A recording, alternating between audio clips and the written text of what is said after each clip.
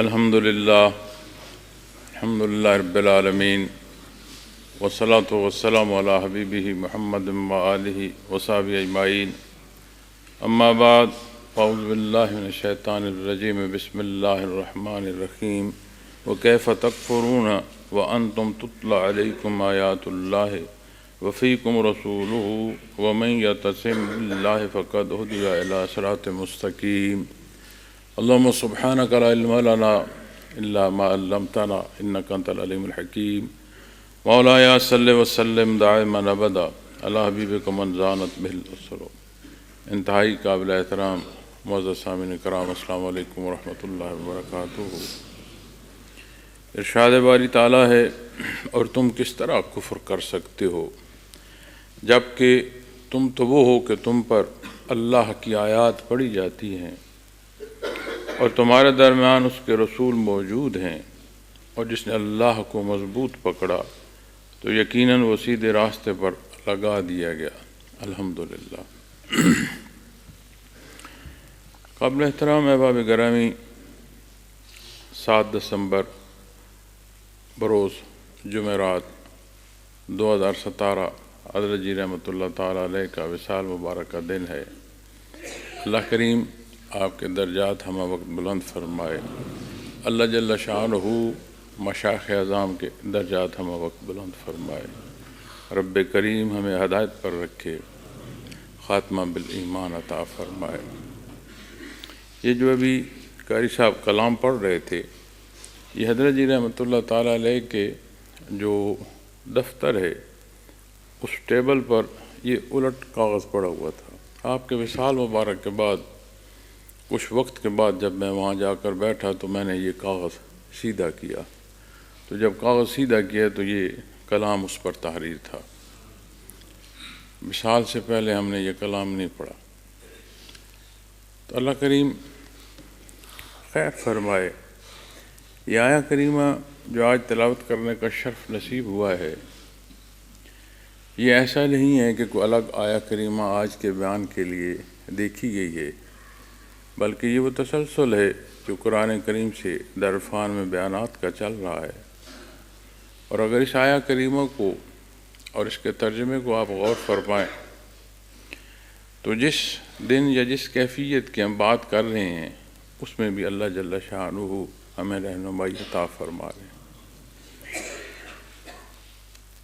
کفار مشرک بے شمار پہلوؤں سے کوشش کرتے رہے کہ دین حق پر چلنے والوں کے لیے رکاوٹ پیدا کی جائے، انہیں متزلزل کیا جائے، چاہے اس میں معیشی پہلو ہوں، چاہے اس میں جنگ و جدل کی بات آ جائے، چاہے منافقت کی جائے، چاہے کوئی نہ کوئی ایسا ذریعہ کیا جائے کہ ان کے اندر فسادات پیدا ہو جائیں.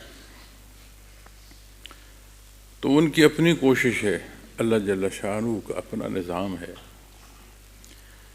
تو اسی شان نزول میں یہ آیات کریمہ اللہ جل شانہ نے عطا فرمائی. اوس اور خزرج 2 قبائل، بنیادی طور پر 2 جو بڑے قبائل تھے مدینہ منورہ کے، ان کی آپس میں جنگیں رہی ہیں اور ایک دوسرے کا نقصان ہوتا رہا ہے. اور اس نقصان میں جہاں بے شمار اور پہلو داخل ہوتے ہیں، وہاں خطہ عرب میں یہ رواج تھا کہ وہ حالات کو کلام میں بیان کرتے تھے، واقعات جو ہیں ان کے کلام میں، شاعری میں بیان کرتے تھے. تو ان کی مختلف نظمیں اور مختلف اشعار ایسے تھے جو جہاں دوسرے کے لیے تکلیف کا سبب ہوتے تھے، اپنے قبیلے کو جوش دلانے کا سبب ہوتے تھے. تو بے شمار پہلو رہے. تو نبی کریم صلی اللہ علیہ وسلم کا جلوہ افروز ہونا ہے کہ یثرب کو مدینہ منورہ ہونا نصیب ہوا، اور دشمن قبائل کو ایک ایسا بھائی چارہ نصیب ہوا کہ جس کی مثال دنیا میں نہیں ملتی. اللہ جل شانہ نے ارشاد فرمایا، یہاں اس سے پچھلی آیہ کریمہ میں بھی فرمایا گیا ہے کہ یہ جو اہل کتاب ہیں، یہ جو مشرک ہیں، اگر ان کی باتوں پر چلنا شروع کر دیں یا ان کی باتیں ماننا شروع کر دیں تو یہ تمہیں واپس کفر میں لے جائیں۔ اب وہ کون سا پہلو، وہ کون سا انداز زندگی ہے کہ جسے اختیار کرتے ہوئے صاحب ایمان کے ایمان کو تقویت اور جلا نصیب ہوتی رہے، اور اس طرح کی جو خلفشار پیدا کیے جاتے ہیں ان سے نجات نصیب رہے۔ تو اللہ کریم نے ارشاد فرمایا وَكَيْفَ تَكْفُرُونَ وَأَنْتُمْ تُتْلَىٰ عَلَيْكُمْ آيَاتُ اللَّهِ، اور تم کس طرح کفر کر سکتے ہو جبکہ تم تو وہ ہو کہ تم پر اللہ کی آیات پڑھی جاتی۔ قرآن کریم اللہ کریم کا بہت بڑا کرم اور احسان ہے، اور نبی کریم صلی اللہ علیہ وسلم کے معجزات میں بہت بڑا معجزہ ہے۔ جہاں برکات ہیں وہاں رہنمائی ہے، اور کوئی بھی کلام وہ متکلم کا جو اثر ہوتا ہے اس کلام کے ساتھ، کہیں کسی جگہ آپ کسی سے محبت سے بات کریں یا تلخ لہجے میں بات کریں، ہر دو صورت میں آپ نے نہ کچھ دیا ہے اور نہ کچھ لیا ہے، لیکن تلخی کا اثر اور ہوگا اور محبت اور احترام کے کلام کا اثر اور۔ کیوں کہ وہ جو کلام ادا کیا گیا ہے وہ متکلم کی نہ صرف آواز ہے بلکہ اس کی کیفیت بھی پہنچا رہا ہے، تو کلام میں متکلم کا اثر ہوتا ہے۔ اللہ جل شانہ کا کلام سبحان اللہ الحمدللہ، کوئی ایک پہلو جو ہے اسی پر تا حیات شکر ادا کرتا رہے بندہ، تو بندے مومن کے لیے وہ شکرانہ کم ہے۔ اس نے عبادت کو پیدا فرمایا، ساری زندگی سر بسجود رہیں، شکرانہ ادا نہیں ہو سکتا۔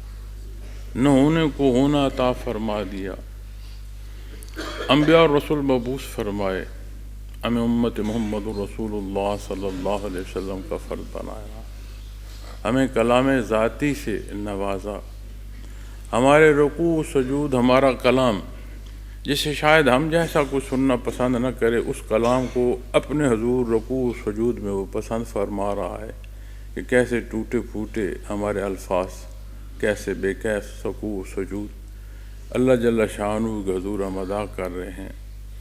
دنیا کی زندگی، اس کے ماہ و سال دیکھنے تو میں تو لگیں کہ شاید کتنے ہیں، اگر اس کی حیثیت اور وقت دیکھنی ہو تو جو گزرے ماہ و سال ہیں انہیں دیکھ لیں، سمجھ آ جائے گی کہ کتنی حیثیت ہے یا کتنی طوالت ہے۔ پلک چپکتے میں یہ زندگی گزر جاتی ہے، اور وہ زندگی جس کا اختتام ہی نہیں ہے، وہاں اللہ جل شانہ نور ایمان کے ساتھ جانا نصیب فرما۔ کون سا ایسا پہلو ہے جو اس کے حضور شکرانہ بجا لا سکے؟ ہم تو وہ ہیں کہ جو اپنے وہ مقروض، اور ایسے مقروض ہیں کہ اپنے قرض سے نہیں نکل سکتے، چاہے جائے کہ فرائض کی ادائیگی کے بعد، شکرانے کی ادائیگی کے بعد محنت اور مجاہدہ کی بات کی جا سکے۔ اللہ جل شانہ کا کلام فرقان حمید حق و باطل کی ایسی تفریق فرماتا ہے، ایسی وضاحت فرماتا ہے کہ جس سے کسی درجے کی آمیزش کی کوئی گنجائش نہیں رہتی، شائبہ نہیں رہتا۔ تو ضروری امر جو ہے وہ یہ ہے کہ بات خواہشات کی ہو، بات اعمال کی ہو، بات نتائج کو جانچنے کی ہو، کسی پہلو اور کسی پہرائے میں زندگی کا کوئی حصہ ہو، اس سے قرآن کریم سے پرکھا جائے۔ بڑی سادہ سی بات۔ ہمارے ہاں مزاج غالب رہتا ہے، بالعموم معاشرے کی یہ روش رہی ہے، اقوام عالم یا قدیم حالات جو قرآن کریم سے قوموں کے ملتے ہیں، اپنی تاریخ جو موجود تاریخ انسانی ہے اسے دیکھیں، حال کو دیکھیں کہ جہاں اطلاع انتہائی تیز ہو گئی ہے، جہاں معاشرے کی نبض جو ہے وہ عام ہو گئی ہے، تھوڑا سا آپ غور فرمائیں، آپ کو حالات کا جائزہ جو ہے وہ مل جاتا ہے۔ جدت اتنی آ گئی ہے کہ ایک شے جو کہیں وقوع پذیر عمل ہو رہا ہے وہ دنیا کے دوسرے سرے پر عین اس وقت دیکھا اور سنا جا سکتا ہے۔ تو جب ہم معاشرے کا جائزہ لیں یا مزاج انسانی کا بالعموم جائزہ لیں تو اس میں بڑی شدت ہے۔ قرآن کریم اعتدال عطا فرماتا ہے۔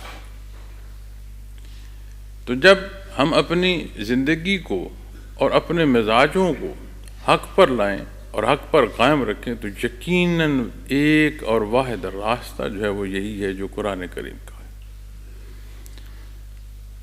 اس میں اور اس کے ماننے میں حدود و قیود کا تعین، قرآن کریم کی حدود و قیود کا تعین، کلام ذاتی کہ وہ حدود جو رب کائنات نے مخلوق کے لیے مقرر فرمائے، متشابہ حصے کی بات آئے یا محکم حصے کی بات ہے، ہر دو پہلو میں حدود و قیود جو مقام مقرر فرمانا، یہ وہ مقام ہے جو مقام نبوت و رسالت، اور یہ وہ شان ہے نبی کریم صلی اللہ علیہ وسلم کی ذات اقدس کی جو اللہ جل شانہ نے عطا فرمائی۔ دوسرے حصے میں جب ارشاد فرمایا گیا وفیکم رسول، اور تمہارے درمیان اللہ کے رسول موجود ہے، قرآن کریم وہ حدود و قیود جو رب کائنات نے مقرر فرمائیں اور وضاحت جو ضروری ہے، جو رہنمائی درکار ہے، وہ نبی کریم صلی اللہ علیہ وسلم کی ذات اقدس۔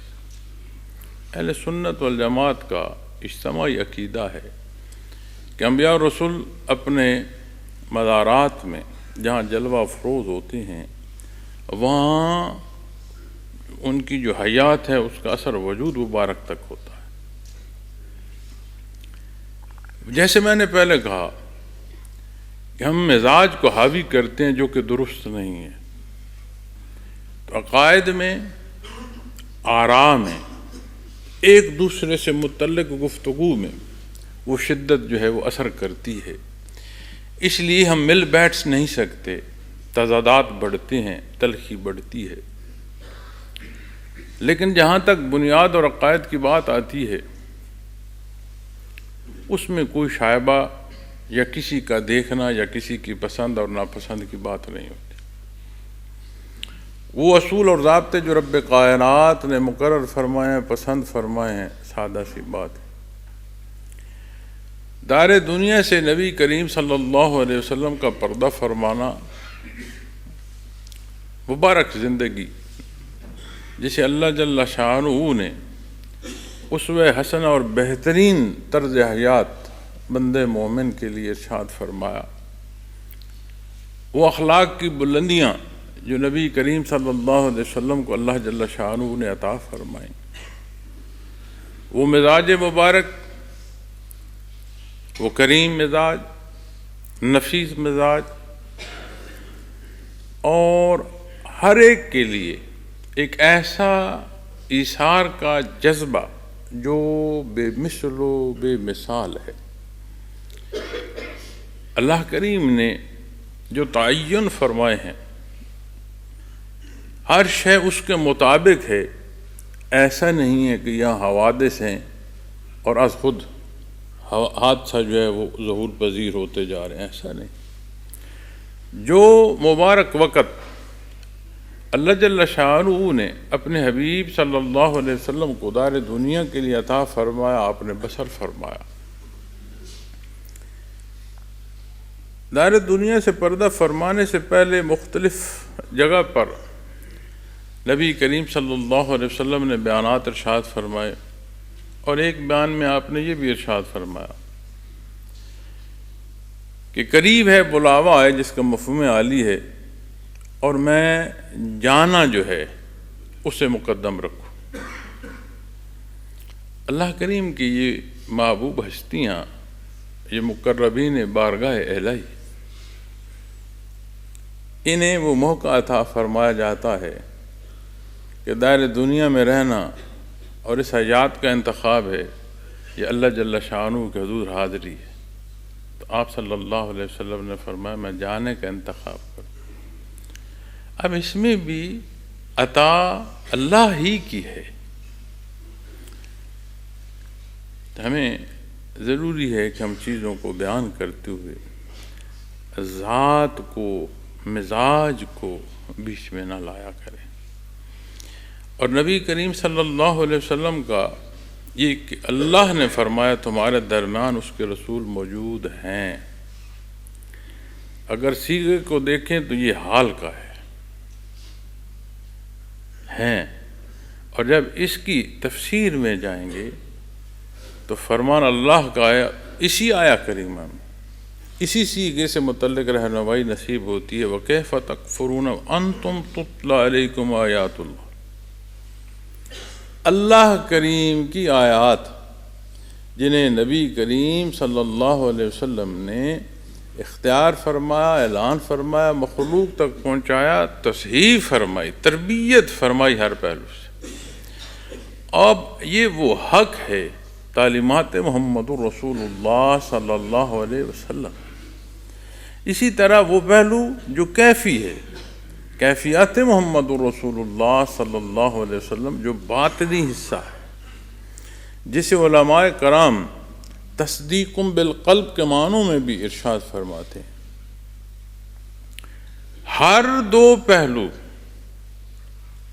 موجود، قائم اور قیامت تک کے لیے آنے والے انسانوں اور مخلوق خدا کی رہنمائی اور برکت کا سبب ہے۔ وہ خوش بخت اور خوش نصیب کون ہے کہ جسے یہ حق نصیب ہو۔ یہ ایک ایسا عمل ہے جو چلتا آیا ہے، آج بھی ہے اور رہے گا۔ اب انہی حصوں میں جو میں نے مزاج انسانی کی بات کی ہے، یہ جو حصہ وفیکم رسولہ، کتنی بڑی عطا ہے اور کیسا کرم ہے کہ اللہ جل شانہ نے تعلیمات و کیفیات یہ بحر ہمیں عطا فرمایا اور قیامت تک کے لیے مخلوق کو سیراب کرتا رہے گا۔ اب اسی فرمان پر، اسی کے اسرار و معارف کے تحت مزاج کا دخل کرتے ہوئے جانے کہاں سے کہاں تک کی گفتگو آپ کو ملے گی۔ ایسے پہلو مل جاتے ہیں کہ جن پہلوؤں سے نبی کریم صلی اللہ علیہ وسلم کا جو فرمان ہے، جو اللہ جل شانہ کے آیات ہیں، ان سے ہمارا مزاج جو ہے وہ ٹکرانا شروع کر دیتا۔ تو حضرت جی رحمۃ اللہ تعالیٰ علیہ نے بڑا سلیس اور بڑا سادہ جو ارشاد فرمایا ہے کہ آپ صلی اللہ علیہ وسلم نے دار دنیا سے پردہ فرمایا، روز اثر میں جلوہ افروز ہے، لیکن تعلیمات جو ظاہری حصہ ہے اور کیفیات جو باطنی حصہ ہے، دونوں موجود ہیں اور مخلوق کو سیراب ہونے کا سبب نصیب ہو رہا ہے۔ ایک امتحان ہے اس مکلف مخلوق میں کہ یہ مکلف مخلوق اپنے راہ کا جو انتخاب کرتی ہے وہ حق ہے یا باطل ہے۔ ایک حصہ بالعموم مخلوق کا ہے جو اللہ نے پیدا فرمائی ہے، اور جب تک کہ اس کی فرصت ہے وہ اللہ کی عبادت میں بہر ہے۔ ہم ان کی تسبیحات کو سن سکیں یا نہ سن سکیں، سمجھ سکیں یا نہ سمجھ سکیں، اللہ کریم کی ساری جو مخلوق ہیں، سارے ذرات ہیں، اس کی عبادت اور اس کا ذکر کرتے ہیں۔ لیکن جو اس دائرے دنیا میں خصوصی حیثیت مخلوق میں اللہ کریم نے عطا فرمائی ہے انسان کو، جسے قل الروح من امر ربی کا شرف عطا فرمایا، اور جس بنیاد کو حضرت آدم علیہ السلام کو اللہ کے فرشتوں نے سجدہ کیا، اس کی وہ حیثیت کہ اسے مقصد حیات اور نور ایمان جو بنیاد ہے اس کے لیے، جس کے اختیار کرنے سے، اقرار کرنے سے اسے مقصد حیات کا حصول نصیب ہوتا ہے۔ یہ جو اقرار و انکار ہے، اسی کو اگر آپ دیکھیں تو حدیث شریف میں جو بیان فرمایا جاتا ہے کہ لا تقوم الساعۃ حتی لا یقال فی الارض اللہ اللہ، تو نور ایمان اس حیات، اس کل حیات اور اس فانی جہان کا سبب ہے، تو جس دن ایمان نہیں ہوگا اور آخری ایمان والا بندہ دنیا سے اٹھے گا تو قیامت قائم ہو جائے گی، پھر اس خلق کی بساط لپیٹ دی جائے گی۔ یہی آیات کریمہ ہیں، اور نبی کریم صلی اللہ علیہ وسلم کا فرمان ہے، احادیث مبارکہ ہیں، سنت خیر الانام ہے۔ یہی وہ بنیاد ہے جو یہ صبح اور شام ہو رہی ہے۔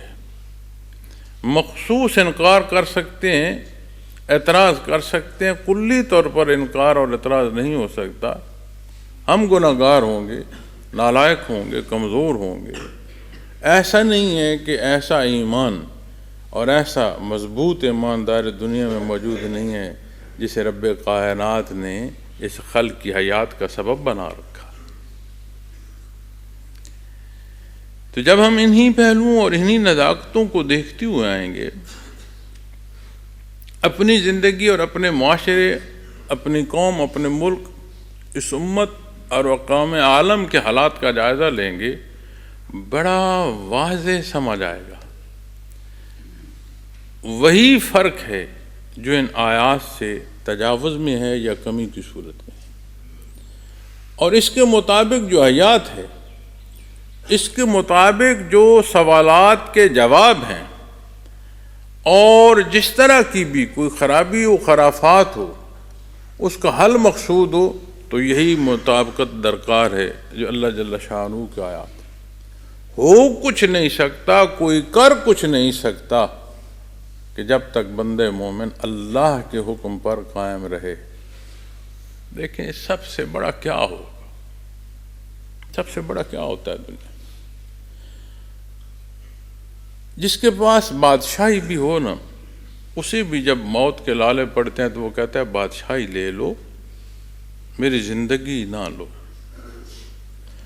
اور صحابی رسول کو اس زور سے کھینچ کر نیزہ مارا گیا کہ سینے سے پار ہو گیا، اور وہ فرماتے ہیں رب کعبہ کی قسم میں جیت گیا۔ سب سے بڑی اور سب سے آخری بات کیا ہوگی؟ موت و حیات کی بات ہوگی۔ تو یہ تو وہ راہ ہے کہ ٹوٹتے سانس کے جو بندھن ہیں وہ بھی کامیابی سے ہم کنار کرتے ہیں۔ تو ہم زندگی کے اصول اور اسلوب میں ان لوگوں کی پیروی کر رہے ہیں جو اللہ کا انکار کرتے ہیں، جو اس کے ساتھ شرک کرتے ہیں، جو اپنی خدائیوں کے دعووں میں ہیں۔ تو پھر مسائل کیسے حل ہوں؟ معاشرے کی معاشرتی و معاشی تکالیف کیسے دور ہوں گی؟ وہ بھائی چارہ جو بالعموم، وہ ہمسائیگی جو ایک دوسرے کا لحاظ اور احترام، وہ تو کجا رشتوں اور خونی رشتوں تک کے جو تقدس ہیں، اور جو ربط والدین اولاد کا، بہن بھائیوں کا، آپ ان رشتوں کی نزاکت تک کو آ کر دیکھیں، کیا حال ہو گیا؟ کیوں ایسا ہوا؟ اس لیے وَكَيْفَ تَكْفُرُونَ وَأَنْتُمْ تُتْلَى عَلَيْكُمْ آيَاتُ اللَّهِ۔ ہم یہ بھول گئے، ہم نے اپنے مسائل کا حل اپنی عقل مندیوں پر اس کا انحصار کیا ہے۔ حالات کو دیکھ کر ہم یہ سمجھتے ہیں کہ یہ شعور اور عقل، اس کا جو محاصل ہے وہ یہ ہے کہ روش دنیا کو اختیار کرو تو تم بھی تیرتے رہو گے، اور اقوام عالم جو ڈوبتی رہی ہیں اور ڈوب رہی ہیں ہمیں نظر نہیں آ رہی۔ اور وہ شیطنت اور شیطان جسے اللہ جل شانہ فرماتے ہیں تمہارا کھلا دشمن ہے، ہم بھول بیٹھے۔ تو جب ہم اپنی زندگی کے مقاصد اور وہ ذرائع جو ان مقاصد کے حصول کے لیے ہیں ان کا جائزہ لیں، اور پھر دیکھیں کہ اللہ کیا فرما رہا ہے اور ہم کیا کر رہے ہیں۔ یہ بہت بڑا اور بنیادی نقص ہے جس کے سبب ہم نقصان اٹھا رہے ہیں۔ میں نے عرض کیا کہ ہم دنیا کی کامیابیاں دیکھ رہے ہیں، کون راہ ہے، کون رہے گا، ہم کب تک رہیں گے؟ اللہ کا نظام جسے اس نے پیدا فرمایا ہے اس نے جانا ہے۔ ہماری یہ غفلت ہے کہ ہم قبر کو بھول جائیں، ہم موت کو بھول جائیں۔ یہ ایسی حقیقت ہے کہ کوئی جتنا بھی انکار کرتا رہے، یہ حقیقت ہمہ وقت آویزاں رہتی ہے،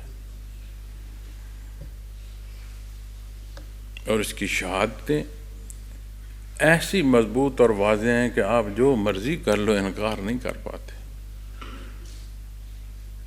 آنکھیں بند کر لینے سے حقیقت نہیں بدلتی۔ تو جب بات آئے گی اپنی زندگی،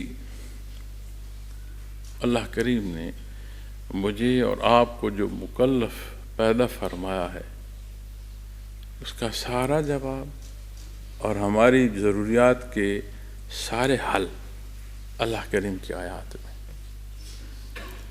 قرآن کریم کو اپنی جہاں تلاوت کا حصہ رکھیں، وہیں اس کا ترجمہ، اس کی تفسیر دیکھا کریں۔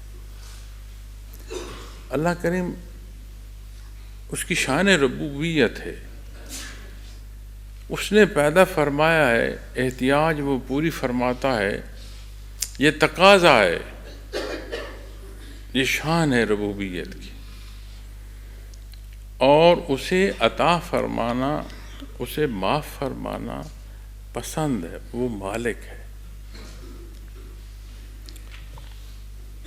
تو جب ہم اپنی خواہشات کو احکامات دین کی پابندی دیں گے تو پھر جو مسائل ہیں ان کا حل ہمیں قرآن کریم سے نظر آئے گا، مگر نہ جو آیا کریمہ اور جو ترجمہ ہم دیکھیں گے ہمیں لگے گا دوسروں کو مخاطب فرمایا جا رہا ہے،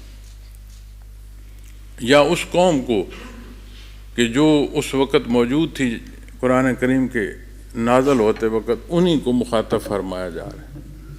ہم اپنے آپ کو یہی سمجھیں گے کہ شاید ہم بری الذمہ ہیں۔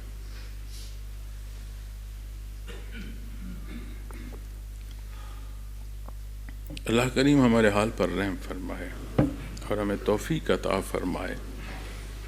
اور دکھ ہوتا ہے کہ کیسے مسلمان نشان منزل دیکھے نا، ایسے کہ راہ کے نشان جو منزل کی طرف جا رہے ہیں، کیسے کیسے لوگ اور کیسے کیسے مجاہد اور کیسے کیسے مشائخ، کیسے لوگ یہاں سے گزرے۔ یہاں جہاں ہم بیٹھے ہیں، یہاں حضرت جی رحمۃ اللہ علیہ کلزم فیضات حضرت مولانا یار خان رحمۃ اللہ تعالیٰ علیہ نے 1980 میں، یہ جو محراب ہے نا میرے پیچھے، یہاں اپنے ہاتھ مبارک سے پہلی اینٹ رکھی تھی مرکز کی، اور فرمایا تھا جس کا مفہوم عالی ہے کہ اس جماعت کے لوگ تائید عیسوی تک جائیں گے۔ کیسے لوگ تھے، اس طرح کی آبادی نہیں تھی۔ اس جنگل غبان میں اینٹ رکھ رہے ہیں، جنگل ہے، آبادی نہیں ہے۔ وسعت نظری دیکھیں اللہ نے کیا عطا فرمائی کہ تائید عیسوی دیکھ رہے ہیں۔ تو کیسے کیسے لوگ گزرے اس راہ سے۔ علماء کرام نے بھوک اور افلاس کاٹی، سزائیں کھائیں، قیدیں کاٹی، لیکن فقہی تحقیق اتنی کی کہ ہم جیسے کم علم جو ہیں انہیں استفادہ نصیب ہو رہا ہے۔ کیسے لوگ گزرے، وہ لوگ جنہیں اللہ جل شانہ نے پسند فرمایا اور چنا کہ ظاہری و باطنی پہلوؤں میں اس تسلسل کو مخلوق تک پہنچانے کے اسباب میں یہ اس نے پسند فرمایا، رب کائنات۔ کیسے کیسی ہستیاں اور کیسے کیسے لوگ گزرے۔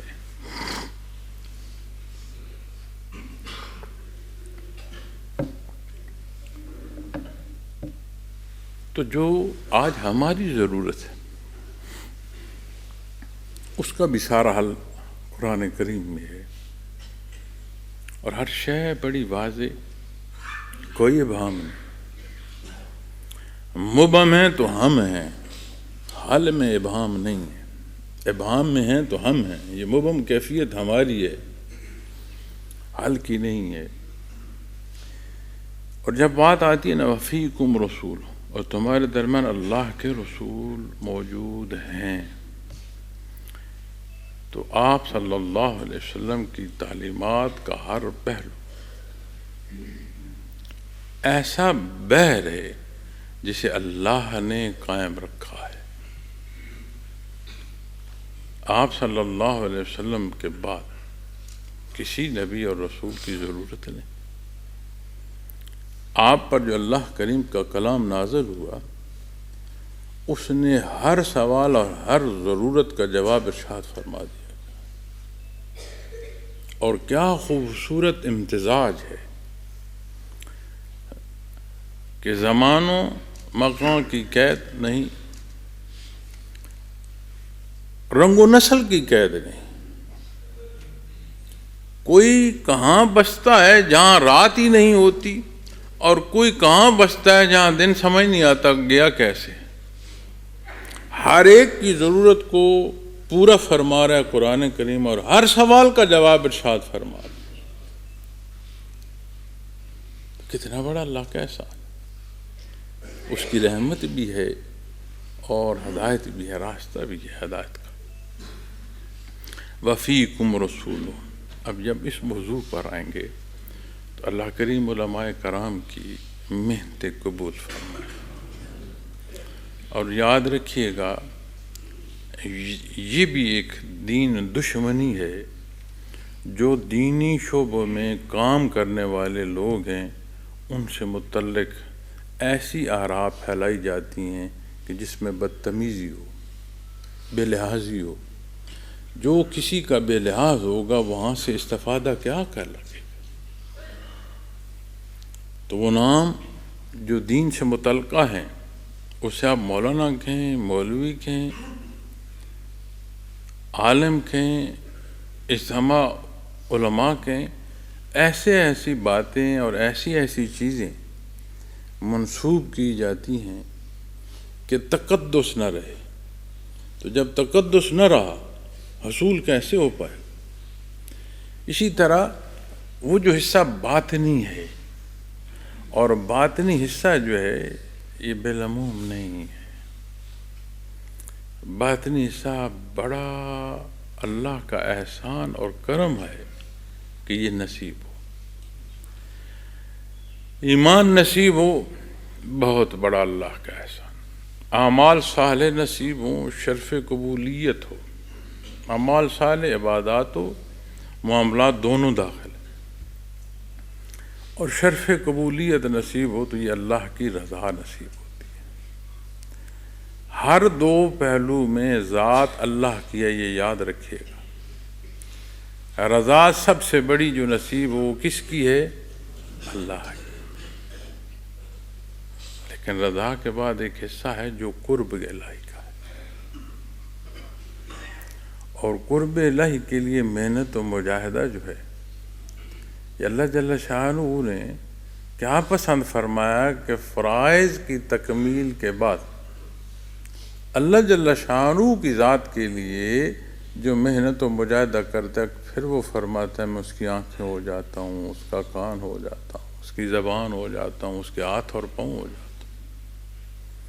یہ جو حصہ نبی کریم صلی اللہ علیہ وسلم نے ارشاد فرمایا، اب وہ حب، وہ تڑپ جو اپنے اللہ کے لیے ہے، اسے جلا نصیب ہو تو تعلیمات محمد رسول اللہ صلی اللہ علیہ وسلم سے کیفیات محمد رسول اللہ صلی اللہ علیہ وسلم کے بحر میں اترتا چلا جاتا، اور اصول اور ضابطے، تعلیمات اوراق میں نقل در نقل کتب کی صورت میں تحقیق ظاہری ہمیں ملتی ہے۔ لیکن جب کیفی حصے کی بات آتی ہے تو اسے صدری علوم کہتے ہیں، یہ سینہ بسینہ منتقل ہوتی ہے۔ اور اسی مزاج کو لاؤ کہ جہاں ظاہر کا تقدس ظاہر کے حصول میں مانع ہے، اور جہاں بات ہی دلوں کی ہو وہاں کا تقدس نہ رہا تو وہاں کا حصول کیسے ہوگا؟ نا مجھ سے زبردستی، آپ قرآن کریم ہے، میرے اللہ کا کلام ہے، مجھ سے زبردستی یہ قرآن کریم جو میرے پاس ہے چھین سکتا ہے کوئی؟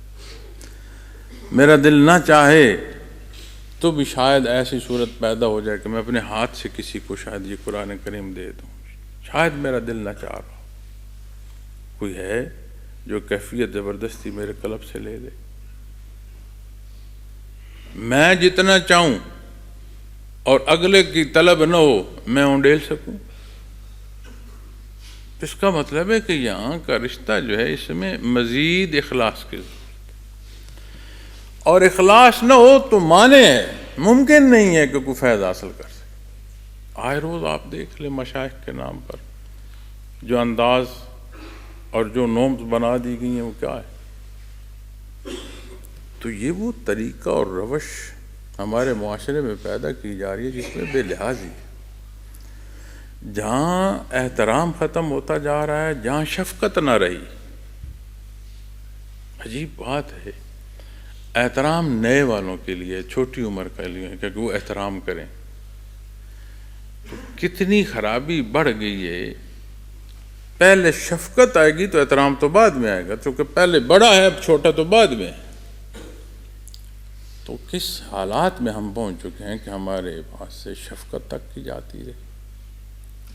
تو جب یہ حصہ دیکھیں گے وَفِيكُمْ رَسُولُ، ہر شے جلوہ افروز ہے، حق موجود ہے۔ اور یاد رکھنا ایک اور بات عرض کروں،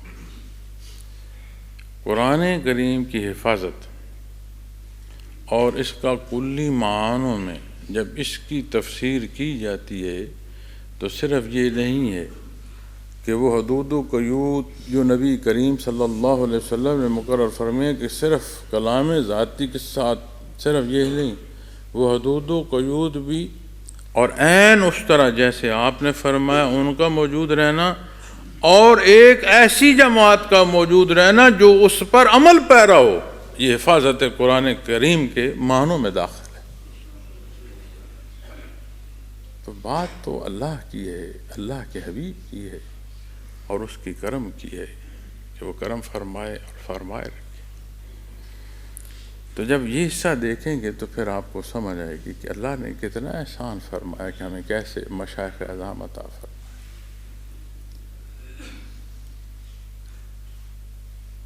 حضرت رحمۃ اللہ علیہ کی عمر پختہ عمر تھی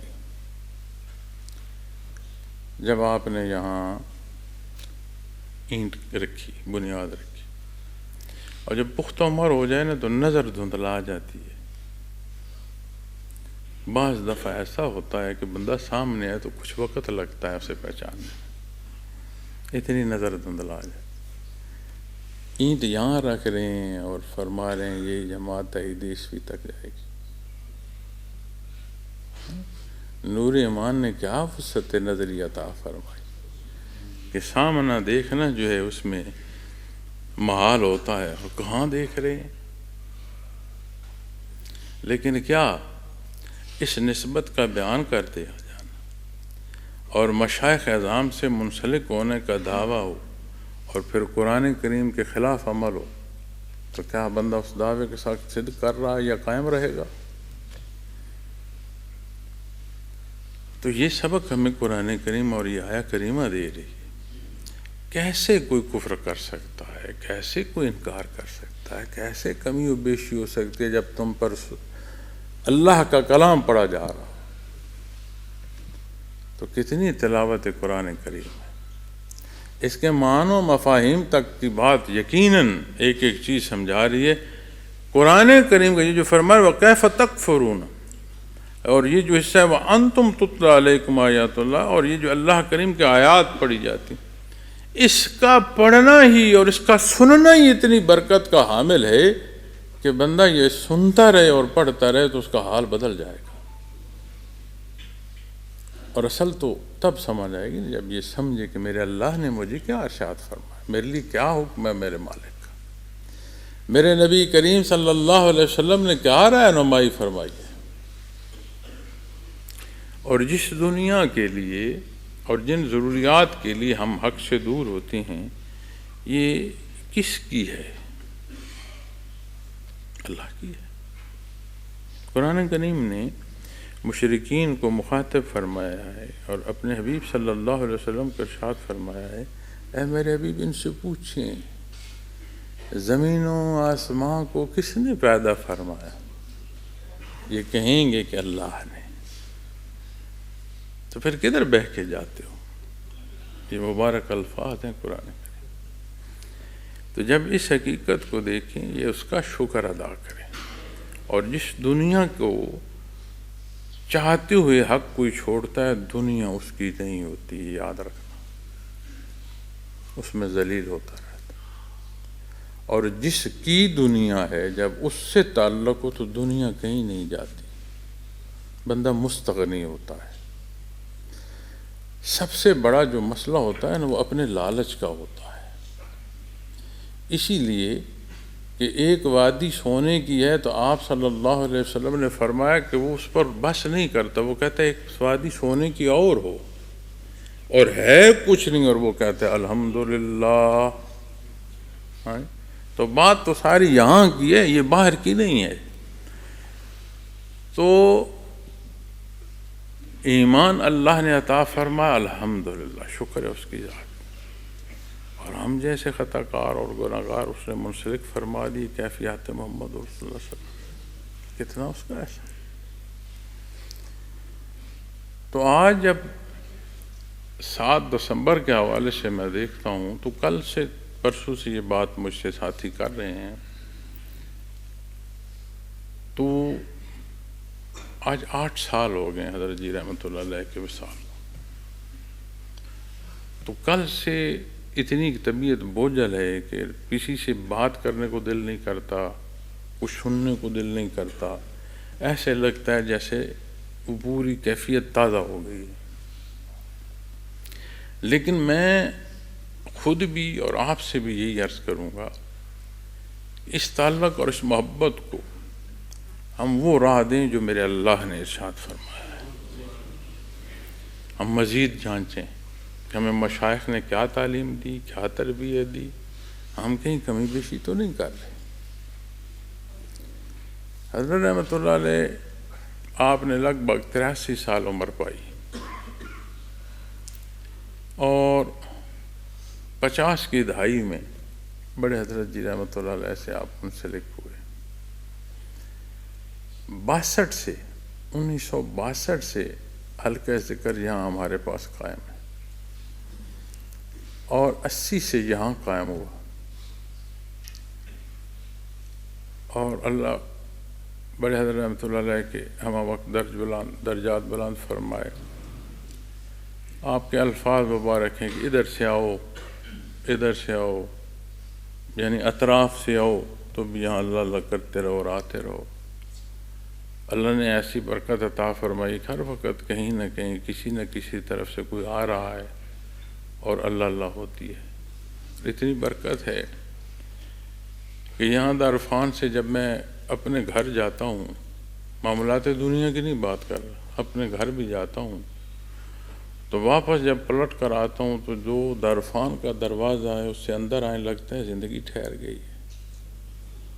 اتنی اللہ کے نام کی برکت ہے۔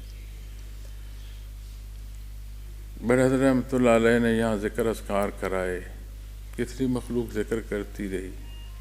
حضرت جی رحمۃ اللہ تعالیٰ علیہ یہیں اسی منبر رسول پر فرما رہے ہیں کہ اب اور وجود میں طاقت نہیں کہ میں بول سکوں۔ اس وقت تک یہی دین کی بات ہوتی رہی۔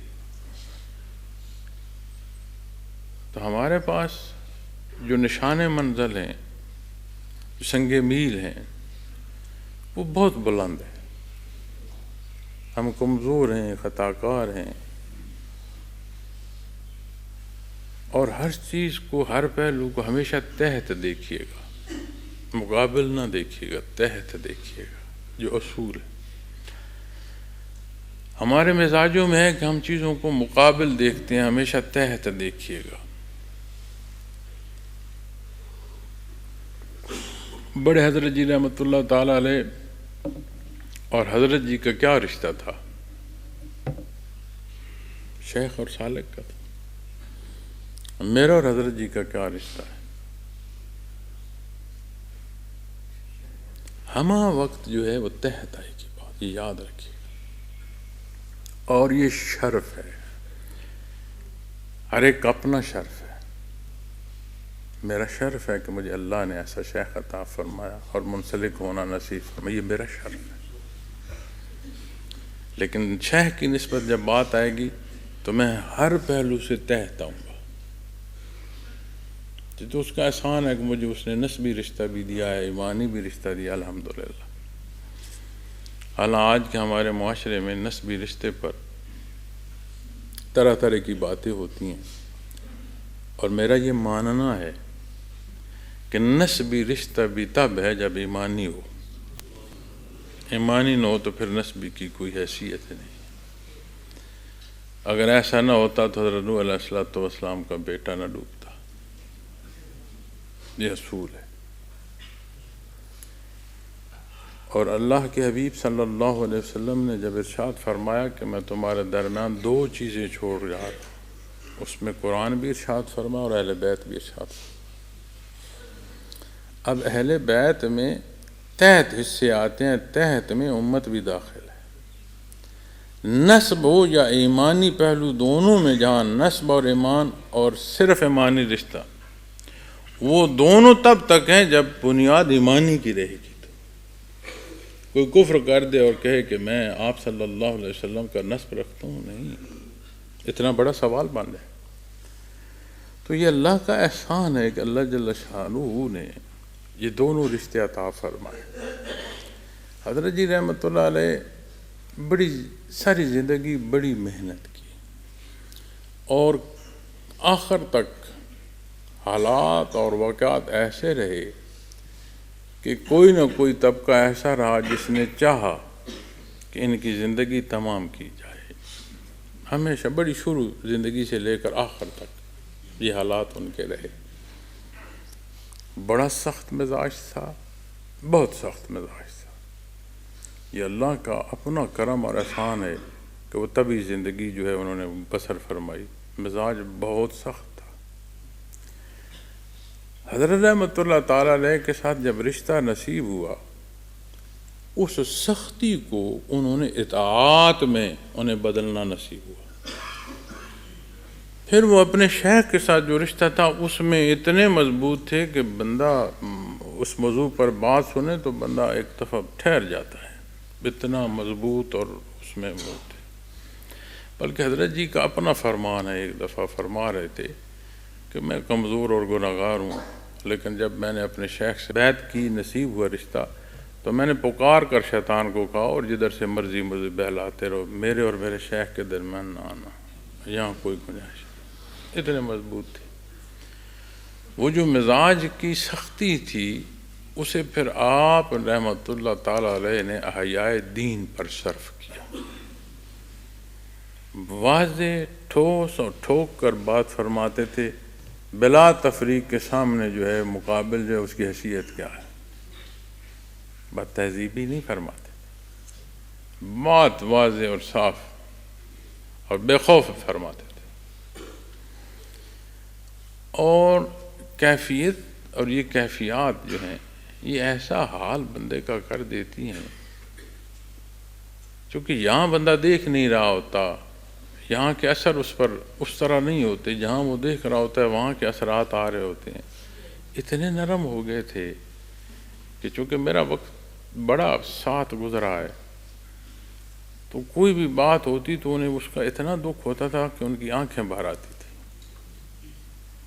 وہ آنکھیں جو سرخ ہو جاتی تھیں اور برداشت نہیں کر پاتے تھے شدت.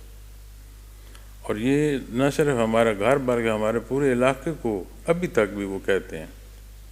حالانکہ میں جانتا ہوں کہ وہ کس حد تک نرم ہو گئے تھے، لیکن اتنا مزاج تھا کہ ابھی بھی اگر کوئی انہیں جاننے والا بندہ آپ کو ملے، اس سے پوچھے گا، وہ آپ کو کہے گا بڑے سخت تھے، بڑے ڈاڈے.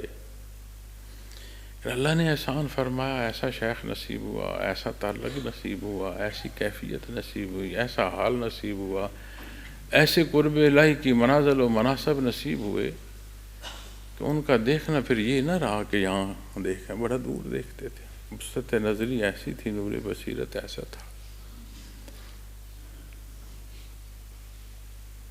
قرآن کریم کا ترجمہ فرمایا، تفاسیر میں کتنی محنت کی، اللہ قبول فرمائے. یہ ترجمہ پڑھا کریں، اکرم و تفاسیر دیکھا کریں. حالانکہ اسرار و تنزیل اور رب دیاں گلاں وہ بھی ہے. اکرم و تفاسیر کا انداز یہ ہے کہ جیسے میں ابھی اپنے کسی کام کے لیے نکلا ہوں تو میں قرآن کریم سے دیکھوں اور پھر تفسیر دیکھ کر ہوں کہ مجھے کیا فرمایا جا رہا ہے. میری آج کی زندگی اور آج کے حالات قرآن کریم کی روشنی میں کتنا سہل اور آسان ہے. تو زندگی کا معمول رکھیں. تحریر فرمائی، کتنی کتابیں تحریر کی. کیفیت لکھنا بڑا محال ہے معزز سامعین کرام. کیفیت لکھی نہیں جاتی کیونکہ لفظ ہی کو نہیں ہے جو کیفیت بیان ہے. کیفیات پر لفظ نہیں کتاب لکھی ہیں. پڑھا کریں، مطالعہ کیا کریں. اور بات شاید اس زمن میں سمجھی جائے کہ اپنے شیخ کی کر رہا ہے، لیکن میں تو ابتدائی اس سے کر رہا ہوں کہ وہ کرو جو اللہ کا حکم ہے. میرے سامنے قرآن کریم کھلا. کیفی شعبے کی یہ جو باطنی حصہ ہے شعبہ تصوف،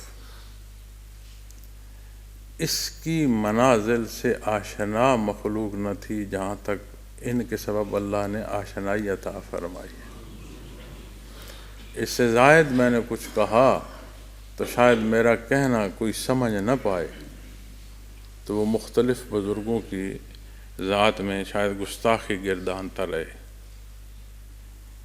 لیکن میرے سامنے قرآن کریم پڑھا ہے، کہا ضرورت ہے مجھے اپنی قبر گندی کرنے. جو کچھ میں دیکھا ہے، جو کچھ میں نے سمجھا ہے، جو زندگی کی میری لمحات اس شعبے میں اور ان ہستیوں سے بسر ہوئی ہیں، میں تو وہ عرض کر رہا ہوں. خیر القرون وہ مبارک زمانہ ہے کہ تبع و تابعین کی جو جوتی کی خاک ہے، اس خاک کی نسبت ہمارے پاس مثال کوئی نہیں ہے مخلوق.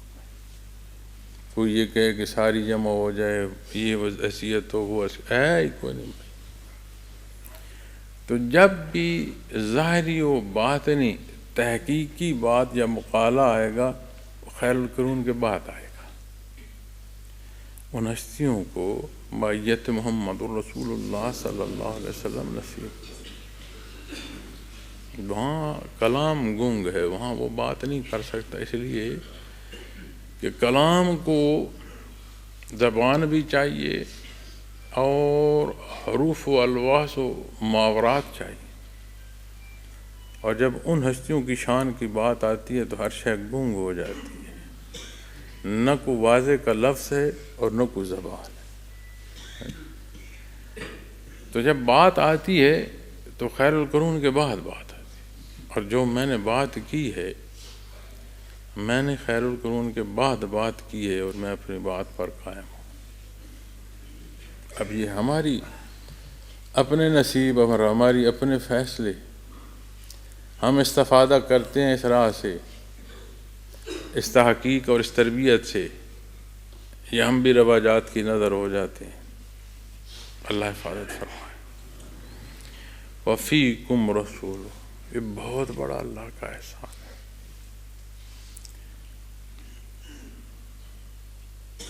اب ان موضوعات پر سے جتنا میں پردہ اٹھاتا جاؤں، اصل تو بات جب ہے محنت فرمائیں اور یہ باتیں کہنی نہ پڑیں، سننے کی بجائے انہیں سمجھیں. اور سمجھنے کے لیے جیسے سننے کے لیے سماعت ضروری ہے نا، سمجھنے کے لیے پھر وہ کیفیت کا درجہ بھی چاہیے. اور ولایت کسبی ہے،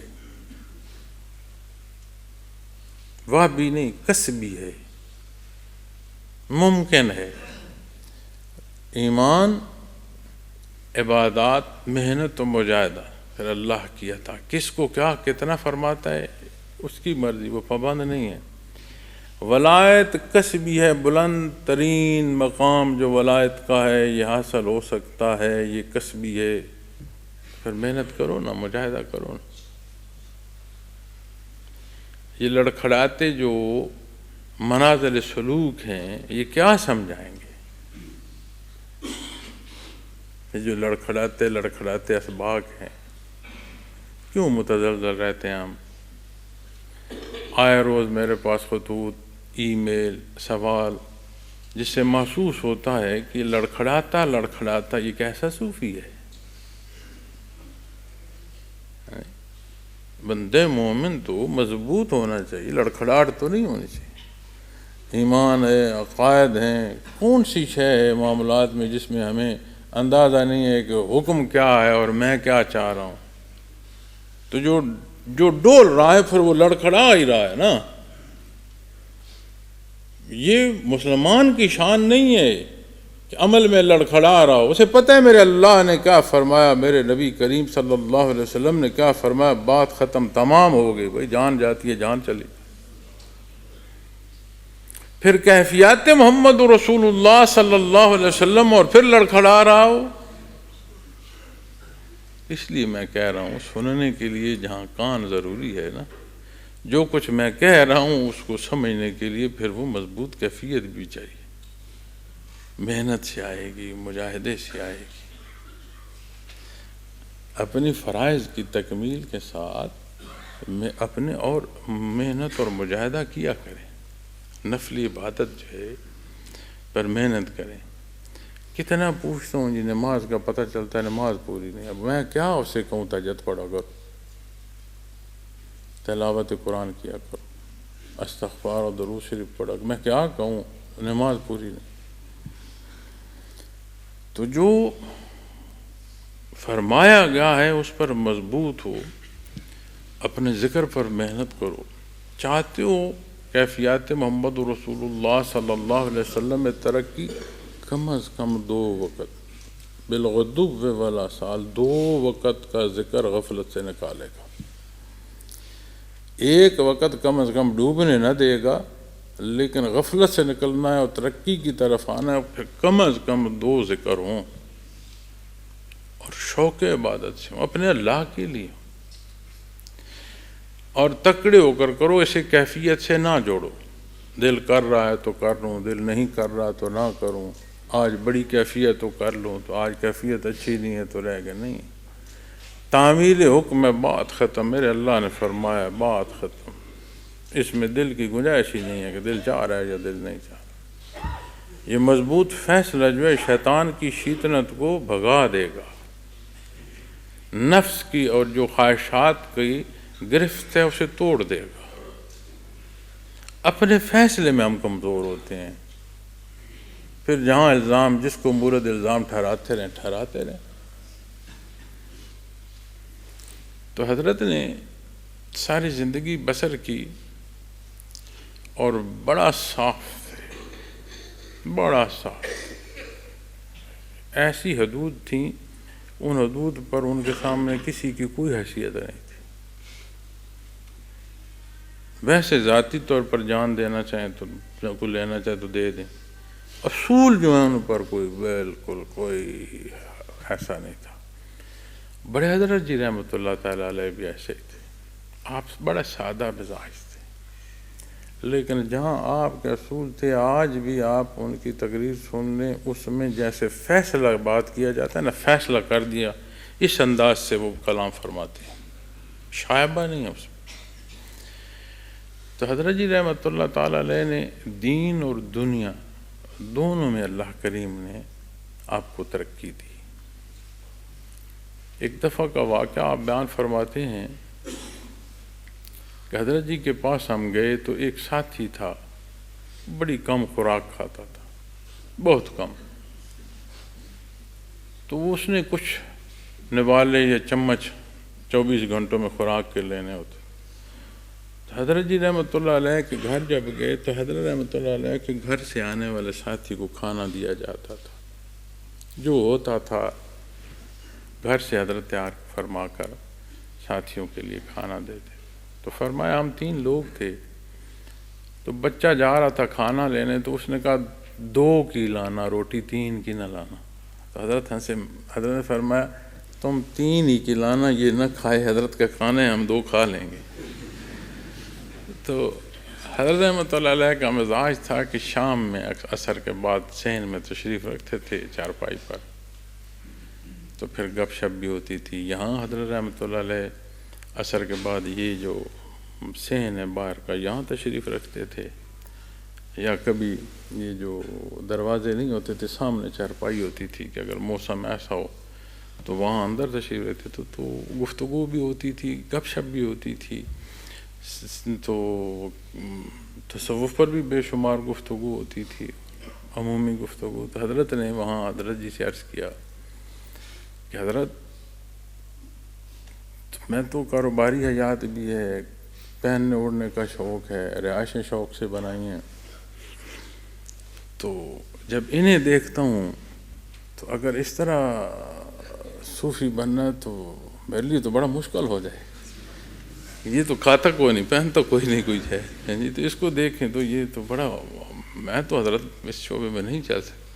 حضرت جی رحمۃ اللہ علیہ پسند فرماتے تھے آپ کی گفتگو، تو آپ نے بھی اس ایک لائٹر نوٹ پر بات کی، لیکن حضرت نے جواب لائٹر نوٹ پر نہیں دیا، انہوں نے جواب میں ارشاد فرمایا کہ تو فکر نہ کر، اللہ تعالیٰ صوفی بھی بڑا سی اور دین اور دنیا دو دیسی، مخلوق تکیسی۔ تو ان کا فرمانا تھا، تو اکثر حضرت فرمایا کرتے تھے کہ دنیا بھی وہ ہے جو میرے شیخ کا فرمان ہے، اور دین بھی وہ ہے جو ان کا فرمان ہے، لیکن اصول اور ضابطہ جو ہے وہ بڑا سیدھا کھرا۔ پھر یہاں پر بڑی زندگی بسر فرمائی، دنیا کے بڑے اسفار کیے، ملک کے سفر بڑے کیے۔ مجھے یاد ہے میں 6 7ویں میں پڑھتا تھا اور شدید بیمار تھا، لگ بھگ 1 مہینہ میں بیمار رہا۔ 1 مہینے کے بعد میری یہ حالت ہو گئی تھی کہ میرے پاؤں مڑ گئے، ہاتھ مڑ گئے، 105 4 5 یہ بخار رہا۔ تو حضرت جی دورے پر تھے، واپس نہیں آئے، علم ہو گیا کہ شدید بیمار ہے، آخر ایسی صورت بھی تھی کہ پتہ نہیں بچتا ہے یا نہیں۔ تو مجھے مہینہ لگا واپس سیدھا کھڑے ہونے میں، میرا وجود اس طرح شل ہو، تو وہ اپنے اس کام سے واپس نہیں آئے جس ذمہ داری پر تھے یا جس دورے پر تھے۔ تو اسی طرح اپنے معاملات زندگی میں انہوں نے مقدم سمجھا سلسلہ عالیہ کے کام کو، اور مجھے نہیں یاد کہ اپنے شیخ کی نسبت جب بھی کوئی ان کی بات ہو تو کسی پہلو میں یہ سمجھوں کہ انہوں نے بالعموم بات کی ہے، نہ بالخصوص کرتے تھے، اور جب تک قدم اٹھا سکتے تھے تو بغیر وضو کے میں نے نہیں دیکھا کہ انہوں نے مزار پر حاضری دی ہو، اور فرما دیتے تھے یار دل کر رہا ہے حضرت کے پاس نہ چلے۔ تو آخر میں اکثر حضرت رحمۃ اللہ علیہ کی گاڑی جو ہے وہ میں چلایا کرتا تھا۔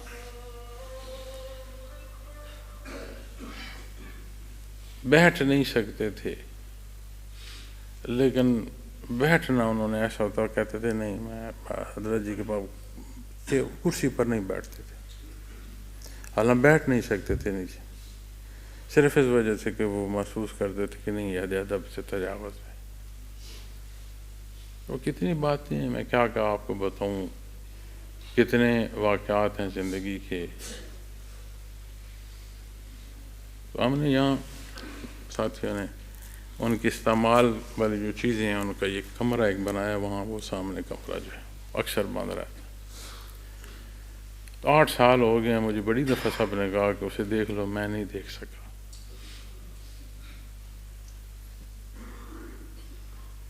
جس طرف بھی جائیں، جو بات کریں، یادیں وابستہ ہیں۔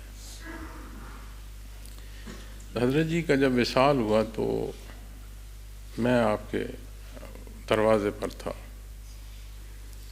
شاید میں نے پہلے آپ کو واقعہ بھی بیان کیا ہو کبھی کہ کیسے وہاں پہنچا، کیسے وصال۔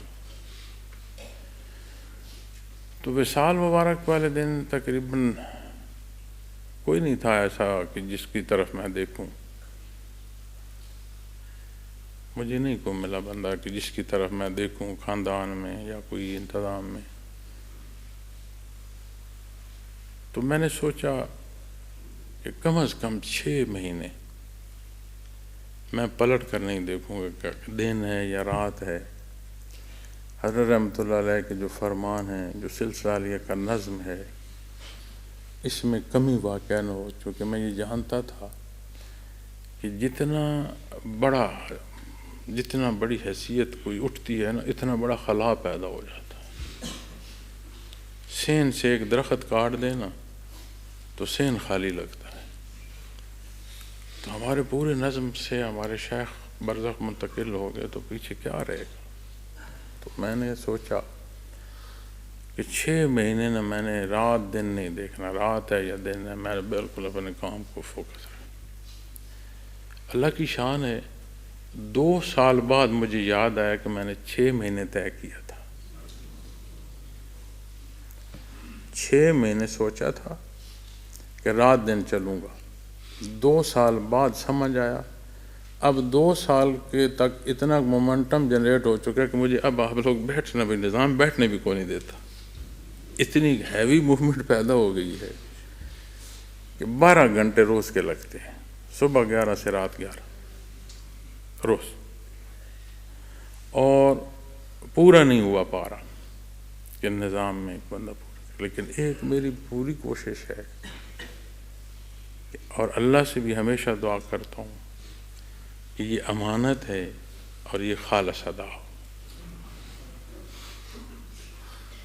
تو میں حیران ہوتا ہوں شب و روز کو دیکھ کر کے. آج 8 سال ہو گئے. یہی میں حضرت جی سے ساتھ آ رہا تھا، یہ جہاں لنگر ہے اس کے سامنے سے گزر رہے تھے. تو ایک حضرت جی تھے، ایک میں تھا. تو مجھے فرمانے لگے، دائرے سے میں اٹھا، یار یہ جو پیچھے ہے نا باغیچہ دائرے کے پیچھے، ٹھیک ٹھاک تھے. مجھے فرمایا یار یہاں مزار میرا بنا، میری قبر یہاں، مزار نہیں قبر یہاں بنا دینا، میری قبر یہاں ہو. تھوڑی دیر تو میں خاموش ہو گیا، بول ہی نہ سکا. اچانک سے آپ نے فرمایا. تو پھر میں ساتھ بیٹھا، یہاں سے میں گزرا تو میں نے عرض کی، میں نے کہا بھائی میں تو قبریں یہاں دیکھتا ہوں.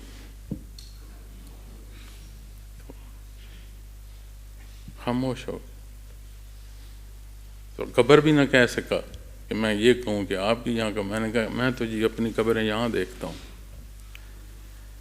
خاموش ہو گئے. تھوڑی دیر کے بعد پھر کچھ دن بعد پھر انہوں نے فرمایا اچھا ٹھیک ہے. مجھے نہیں پتا اس میں کیا آیا، میں یا جتنا میں سمجھتا ہوں وہ میں بولنا نہیں چاہتا. تو پھر فرمانے لگے اچھا یہاں ٹھیک ہے. تو اب وہ مجھے ایسی یاد آتا ہے، آپ سے باتیں کر رہا ہوں، مجھے لگتا ہے جیسے میں ابھی وہ حضرت جی سے مجھے وہ کلام نصیب ہو رہا ہے کہ جی یہ یہاں ہماری قبریں ہیں. 8 سال گزر گئے. تو یہ کل زندگی ہے. اگلا حصہ ہے وَمَن يَعْتَصِم بِاللَّهِ فَقَدْ هُدِیَ إِلَىٰ صِرَاطٍ مستقیم. اور جس نے اللہ کو مضبوط پکڑا تو یقیناً وہ سیدھے راستے پر لگا دیا گیا. وہ نیت، وہ خلوص نیت جو اللہ اور اس کے حبیب صلی اللہ علیہ وسلم جو دین اسلام پر اس پر عمل پیرا ہونے کے لیے یہی اختیار ہے میرے اور آپ کے پاس کہ ہم کیا چاہتے ہیں، کس راہ کو انتخاب کرتے ہیں. تو یہ وہ پہلو اور وہ انداز ہے کہ جو اللہ نے ہمارے لیے پسند فرمایا. تو اللہ کریم سے جہاں استقامت مانگنی ہے، اللہ کریم سے جہاں عمل کی توفیق مانگنی ہے، وہاں اس پر قائم رہنا بھی اسی سے مانگنا ہے. بھائی ہم اپنی ذات کی طرف نہیں آتے کہ میں یہ کروں گا، نہیں، جو کچھ ہے اللہ کی طرف سے ہے. اور اپنے اللہ ہی سے توقع باندھتے ہیں، مانگتے ہیں، اپنی طرف نہیں لاتے. کم از کم میں نہیں لاتا، مجھے کوئی شائبہ نہیں ہے کہ میں کسی بات کو اپنی ذات کی طرف لاؤں. ہر شے اللہ کی نسبت اور اپنے اللہ سے ہمیشہ اچھے کی عطا کی توقع ہے. یہ اس کی شان ہے. تو میں عرض کروں گا،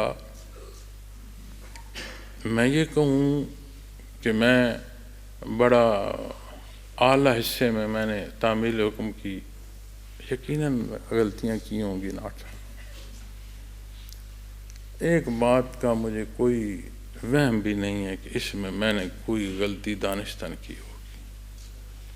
میری ذات کیا ہے میں کیسا ہوں، لیکن مجھے سلسلے کے امور اس میں اس معاملے میں بڑا سخت اور سیدھا ہوں. مجھے کوئی اس میں تقسیم نہیں ہے کہ کون ہے. اس کو میرا نسبی رشتہ ہے، سلسلے کا ساتھی ہے، کیا اصول پر اس سے میرا رشتہ ہے. اور یہ اللہ کا احسان ہے، اللہ جل شانہ نے یہ توفیق بخشی ہے. مشورہ میں ہر ایک سے کرتا ہوں، کہ میرے فیصلے میں کوئی فرد داخل نہیں ہے. نہ میرے کسی بیان میں کوئی داخل ہے، نہ میری کسی تحریر میں کوئی داخل ہے، نہ میرے کسی انتظام میں کوئی داخل ہے. مشورہ میں یہ جو آپ کی جنرل کونسل کی میٹنگ ہوتی ہے، اس میں تحصیل امراء تک شامل ہے. اس کے علاوہ کوئی دے مجھے پسند ہے. کسی بات پر کوئی اپنی رائے اختلافی رکھے مجھے پسند ہے، لیکن مقصد سلسلہ ہو اور خواہ مخواہ کی سواری میں نہیں کرنے دیتا کہ کوئی اب یہ کر دو. بڑے بڑے لوگ آتے ہیں میرے پاس، بڑے بڑے سوچیں اور بڑے مشورے لے کر، تو پھر جب وہ بے حد سے بڑھتے ہیں تو میں انہیں کہتا ہوں جو میاں جا کر اپنی بنا لو، جیسے تم سمجھتے ہو ویسے کر لو. لیکن میں یہ احساس رکھتا ہوں اور مجھے اس کا ادراک ہے اور میں اس کا وزن محسوس کرتا ہوں کہ یہ امانت ہے. آپ بھی دعا کیا کریں کہ اللہ کریم ہمیں صدق سے اس کی ادائیگی کی توفیق. اگر آپ بیانات اٹھائیں تو میں آپ کو بیانات میں آپس کے رشتوں اور ان کے لحاظ کا کہتا ہوں. یہ ہمارا رشتہ اللہ کے نام پر ہے اور کیفیات محمد رسول اللہ صلی اللہ علیہ وسلم ہے. ہمارا جذبہ اور ایثار نہیں پیدا ہو رہا تو پھر ہمارے اعمال میں غلطی ہے. یہ نہیں ہو سکتا کہ اعمال صالح ہوں، ان کی شرف قبولیت ہو تو پھر اعمال میں نقص ہو. یہ نہیں ہو سکتا. بھائی اپنے ذکر پر محنت فرمائیں، لطائف و مراقبات پر محنت فرمائیں. ذمہ داریاں دیتے ہوئے خوف آتا ہے. ذمہ داری دیتے ہوئے یقین مانے میں مطمئن محسوس نہیں کرتا. جسے ذمہ داری دی جائے وہ ذمہ داری بھول کر ذات پر آ جاتا ہے. یہ امتحان ہوتا ہے، یاد رکھیں. میں یہاں جو بیٹھا ہوں نا آپ کے سامنے، تو بہت بڑی ذمہ داری ہے. حضرت جی رحمۃ اللہ تعالیٰ علیہ جب ذمہ دار مقرر ہوئے تھے تو آپ کی عمر عزیز لگ بھگ 50 سال تھی. میں ذمہ دار جب مقرر ہوں لگ بھگ 45 سال تھی. لیکن مجھے اس کا احساس ہے، یہ اللہ کا احسان ہے کہ اس نے اس کا احساس دیا. دعا کرتا ہوں یا اللہ یہ میرا احساس سلامت رہے میرے لیے، میرے کام کے لیے، میرا جو عمل ہے اس کے لیے. یہ میری ضرورت ہے کہ یہ احساس میرا سلامت رہے. میں نے پوری کوشش کی ہے. کوئی سینئر ساتھی پھر جس کو جہاں حضرت نے مقرر فرمایا حتی الامکان کوشش کی ہے کہ اسے شائبہ بھی محسوس نہ ہو کہ میری ذمہ داری میں یا میری حیثیت میں یا میرے لحاظ میں کوئی کمی واقع ہو. بلکہ میں تو یہ کوشش کرتا ہوں کہ جہاں حضرت جی رحمۃ اللہ تعالیٰ علیہ چل کر گئے ہیں میں ان قدموں کو چلتا ہوا جاؤں. تو میرے لیے یہ جماعت بڑی عزیز ہے. یہ ذمہ داری، اس کی نزاکت کا احساس ہے. ایک حد میں ہم سارے ذمہ دار ہیں، اپنی اپنی حیثیت میں ہم سارے ذمہ دار ہیں۔ اس کا احسان ہے الحمدللہ، اس کا شکر ہے بڑا۔ دکھ یا تکلیف یہ بھی انسانی ایک فطری تقاضا ہے، دنیا کی زندگی ہے، اس پر اس کے اثرات ہوں گے، ہوتے ہیں۔ اللہ کریم حفاظت فرمائے۔ بڑی باتیں کرنے کو بھی دل کرتا ہے اور بڑی باتیں نہ بولنے کو بھی دل کرتا ہے، لیکن اسی کیفیت کے ساتھ آج کے وقت کو میں دیکھوں تو میں سمجھتا ہوں کہ وقت پورا ہو گیا آج کا۔ تو اللہ جل شانہ مشائخ اعظام کے درجات بلند فرمائے، حضرت جی رحمۃ اللہ علیہ کی درجات بلند فرمائے، ہمیں توفیق عطا فرمائے کہ اس امانت کو خالص ادا کر سکیں، اور اللہ جل شانہ ہماری حفاظت فرمائے۔ بڑے کمزور اور گناہگار لوگ ہیں۔ پھر آج کے حالات میں جتنی ذیلی تنظیمات ہیں، سلسلہ علی کا نظم اور ذیلی تنظیمات، انہیں قائم رکھنا، ان میں بہتری کی تدابیر رکھنا اور آج کے حالات میں انہیں لے کر چلنا، یہ بڑا نازک موضوع بن چکا ہے۔ پوری دنیا کے جو حالات ہیں اور جو ملک کے حالات ہیں، لیکن میری پوری کوشش ہے کہ ہمارا ہر فرد وہ مخلوق کی بہتری کا سبب ہو، امت میں توانائی کا سبب ہو۔ ہمیشہ کوشش کرتا ہوں کہ ہمارا ہر بندہ جو ہے اپنے وطن عزیز کا محافظ ہو اور بے لوث ہو۔ معترض چونکہ غلطیاں ہیں تو معترض ہوں گے، ہمیں غرض ہے کہ ہم اپنے حصے کی جو ادائیگی ہے اسے دیکھیں، کہ تلخیوں میں پڑنے کے بجائے جو ہم سے اپنے ملک کے لیے ہو سکتا ہے وہ کریں۔ اور شاید میں نہ بولوں تو بہتر ہے، لیکن یہ ضرور کہوں گا کہ بعمل رہیں۔ آنے والے اوقات بعمل لوگوں کی ضرورت بڑھے گی۔ اللہ اس ملک اور قوم کی حفاظت فرمائے۔ وآخر دعوانا الحمدللہ۔